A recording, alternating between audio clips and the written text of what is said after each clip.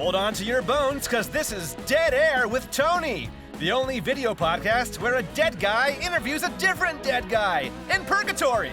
Here's your host, Tony Purgatony. Hey, it's me, Tony. I guess we're still doing these. I haven't seen the download numbers. I don't know if anybody's listening or watching or... Shut up, Tony. It's fine. The numbers are fine. Oh, yeah? Is the show successful? Am I somewhat famous among a small group of dedicated but misunderstood weirdos? I don't know, Tony. It doesn't matter. That's not why we're doing this. Hang on. Is this like a money laundering scheme? Are the ads even real? Are the guests? Are you just doing the voices on the other end of the call, Death? Is that why we can't have video calls? Is this all a huge scam? Tony, it's not a huge scam. It's a small to medium-sized scam at best. Speaking of, read the ad. What? Some very important and very evil people who aren't entirely people are going to be very upset if you don't read the mass hypnotizing dark incantation, ad. Read the ad. Geez, this is probably a bad idea. Okay, here goes. This week's episode is brought to you by Sherry's Berries. Hang on, I think there's a typo. Shouldn't it be berries? It's not a typo. Read. Give it some gravitas. Go! Sherry's Berries is the only service that will send you a disposable coffin every month. You can fill that coffin with whatever or whoever you want. What? Then one of Sherry's Fundertakers will retrieve your coffin and make it go away. It's just body disposal? Like for murders? What they do with the coffin isn't our problem, Tony. Finish it. What you do with the coffin isn't our problem, and after we make it go away, it's not your problem either. It's not even a problem, so stop asking about it. Sherry's Berries.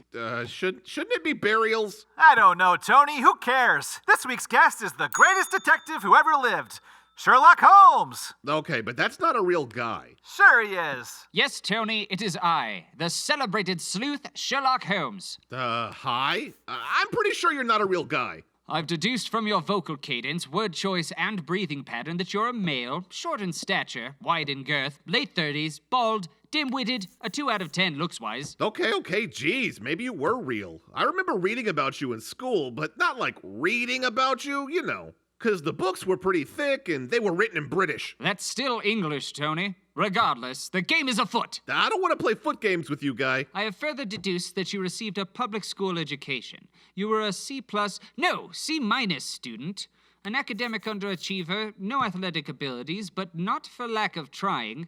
Yes, you were a participation award child, were you not? Okay, that's a little spooky. I was on the baseball team, but it turns out my coach was actually knocking me out and taking my place, so... With every utterance, the picture becomes more clear. You betray your secrets like a chimney sweep who's left soot on the madam's billfold as he plucked a sixpence from her purse. What? Tell me, Tony, how often did you have meatball sandwiches for lunch? Whoa, how'd you know? Elementary, my dear Purgatony. The clues dribbled down your chin like so much marinara sauce. Hey, you got a cold or something? You need a tissue? What? No, of course not. Oh yeah, there it is. Are you doing cocaine? What? Cocaine? Baker Street blow? Scotland Yard snow? Yeah, I guess. Tony, I may have ridden the Great White Railway in the past. You sure have a lot of personal cocaine slang. And I have, perhaps from time to time, plowed my proboscis through the private investigator's private powder, but I assure you... Hold on.